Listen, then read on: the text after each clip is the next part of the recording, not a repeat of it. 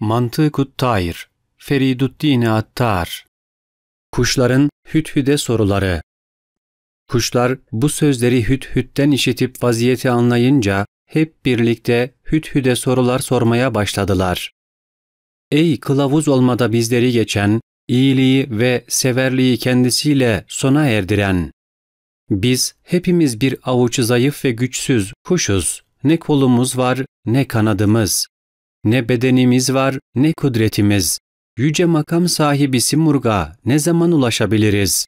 İçimizden birisinin ona ulaşması görülmemiş bir şeydir. Bizim onunla olan münasebetimizi bize anlat. Çünkü bilinmeyen sırrın peşinden körü körüne koşulmaz. Eğer onunla aramızdaki münasebeti bize açıklarsan, her birimiz ona rağbet eder ve kendisine doğru yola çıkarız. O Süleyman'dır, bizler ise dilenci karıncalar. Bir bak, o nerede? Biz neredeyiz? Karınca kuyunun içine bağlanmışsa, Yüce Simurg'un dergahına nasıl erişecek? Padişahlık dilencinin harcı olur mu? Bu bizim gibilerin pazı kuvvetiyle olur mu? Sonra Hüdhüd konuşmaya başladı ve dedi ki, Ey halsızlar! Ne zamandan beri kötü gönüller için aşk güzel olmaya başladı? Ey dilenciler! Ne zamana dek hasılsız olacaksınız? Aşk ile kötü gönül bir araya gelmez. Aşk yolunda gözü açılan kimse sevinçten ayaklarını yere vurarak gelir. Canan uğruna can feda etmeye gelir. Sen bil ki Simurg önündeki nikabı kaldırdığı zaman güneş gibi olan yüzü zahir olur. Yüz binlerce gölge yere serilir ve gözler sadece onun temiz gölgesine bakar. Simurg gölgesini aleme ihsan ettiği için her an birçok kuş varlık alemine ayak basar oldu. Ey hünersiz! Bil ki alemdeki bütün kuşların sureti onun gölgesidir. Öncelikle bunu bil, eğer bunu bilirsen o Hazret'te olan münasebetini de bilmiş olursun. Bunu hakkıyla bildikten sonra bir de iyice kavra ve sakın bu sırrı açığa vurma. Onu derk eden ondan gark olur. Haşa! Eğer sen bu sözü söylüyorsan bu söz haktır. Söylediğim bu dereceye varırsan hak olmaksızın lakin daima haktan gark olursun. Haktan gark olan nasıl hulule inanabilir? Bundan beyhude bir söz olabilir mi?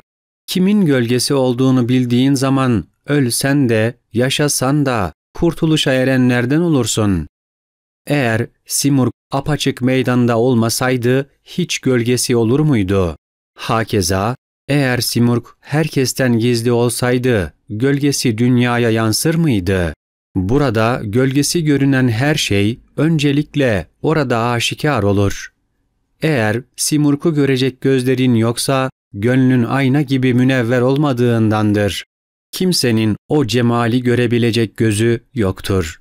Cemalinin güzelliğini görme isteğinden kimsenin sabrı yoktur. Onun cemaliyle aşk oyununa girişmek imkansızdır. Bu yüzden lütfünden aynayı yarattı. O ayna gönlün kendisidir. Gönlüne bak da onun cemalini gönülde gör. Son derece güzel bir padişah vardı. Güzellikte dünyada eşi ve benzeri yoktu. Bütün alem onun sırlar kitabıydı. Güzellikte bir ayet ve bir delil idi. Bilmiyorum, acaba kimse o zühre yıldızına ulaşıp cemalinden bir pay alabilmiş midir? Alem onun yüzünden kavgalara tutuştu, halkın ona olan sevgisi haddini aştı. Bazen yüzüne gül renginden bir nikab çeker ve geceleri sokağa çıkar, atını sürerdi. Her kim o nikaba baktıysa günahsız yere başı bedeninden ayrılırdı. Her kim adını dile getirdiyse hemen o an dili koparılırdı. Ona kavuşmayı düşünen herkes bu imkansız düşüncelerinden dolayı aklını ve canını elden verirdi. Gün olur aşkının derdinden binlerce insan ölürdü. İşte aşk, işte iş. Eğer birisi cemalini açıkça görseydi, inliye inliye can verirdi. O, gönüller okşayan güzelin derdinden ölmek yüzlerce ömürden yeğdi. Ne kimsenin bir an için bile olsun ondan ayrı kalmaya sabrı vardı ve ne de onu gördüğünde karşısında duracak kudreti. Halk her zaman onu görme isteğiyle doluydu. Ne onu görmeye sabredebiliyorlardı ne de görmemeye. Eğer birilerinde bir an için olsun sabır ve takat olsaydı, padişah yüzünü açıp ayan ederdi. Kimsenin onu görmeye takati olmadığından, onun hakkında işittikleri sözlerden başka bir şeyden lezzet alamıyorlardı. Lakin hiç kimse ona layık değildi. Herkes ona olan aşkının derdiyle ölüp gidiyordu. Padişah kendisine bakabileceği ve seyredebileceği bir ayna yapılmasını emretti. Padişah için çok güzel bir köşk yaptılar ve içine ayna koydular. Padişah o köşkün içine gitti ve aynaya baktı. Yüzü aynaya aksettiğinde herkes onun yüzünden bir nişane buldu. Eğer sen Canan'ın cemalini görmek istiyorsan, bil ki gönül onun cemalinin aynasıdır. Gönlünü elde edip onun cemalini gör. Canını ayna yap, onun yüzünü gör.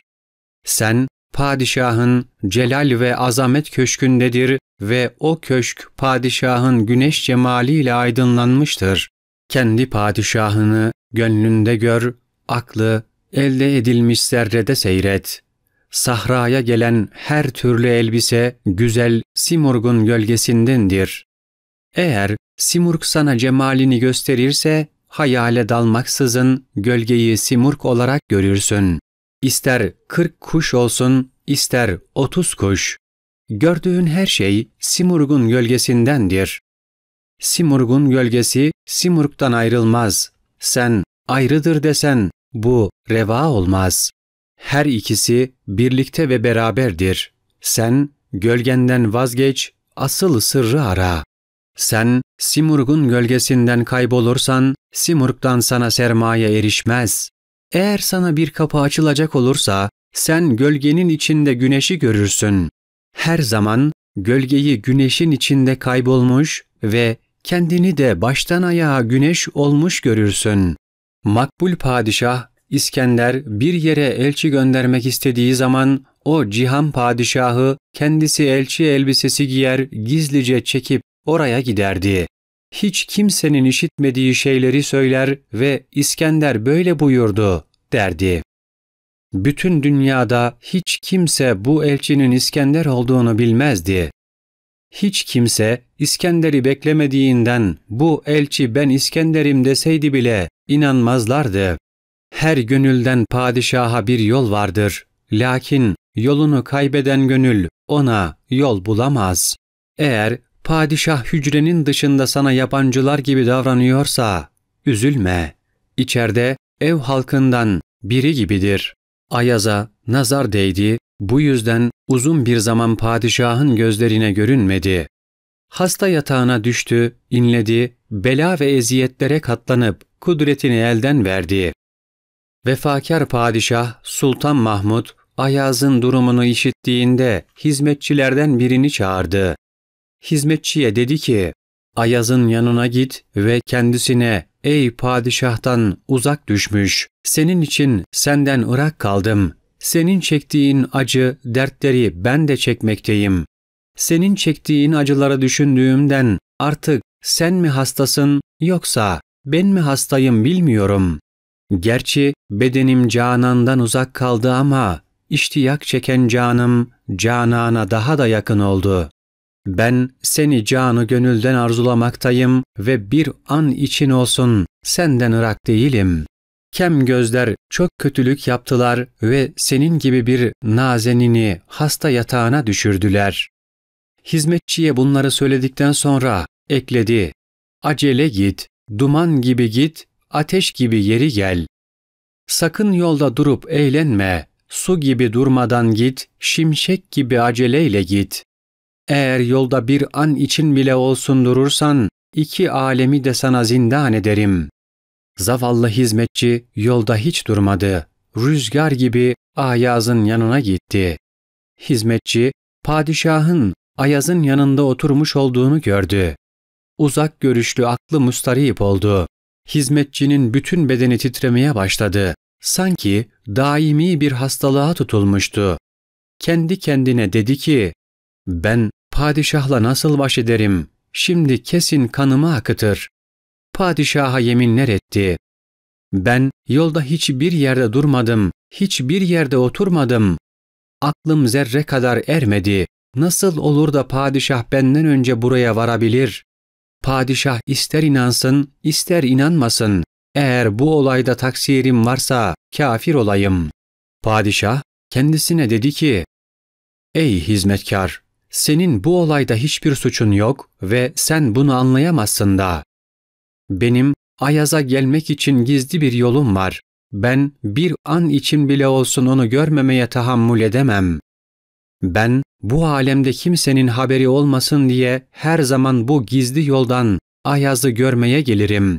Bizim aramızda çok gizli yollar vardır. Ayrıca canımızda birçok gizli sır vardır. Ben her ne kadar dışarıdan onun durumunu soruyorsam da perdenin içinde ondan haberdarım. Eğer dışarıdaki insanlardan sırrımı saklıyorsam canım içeride onunla birliktedir. Bütün kuşlar bu sözleri işittikleri zaman o kadim sırları iyice belleyip anlamış oldular. Kuşların hepsi Simurg'la olan münasebetlerini bildikten sonra ona doğru yola çıkmak için içlerinde bir rağbet meydana geldi. Hüdhüd'ün bu sözleri yüzünden aynı derdi paylaşır oldular ve hep birlikte avaz okudular. Hüdhüd'den sordular, ''Ey yolu bilen üstad, bu yolu nasıl aşabiliriz? Çünkü bizim gibi zayıfların hiçbir şekilde ulaşamayacağı yüce bir makama doğru hareket edeceğiz.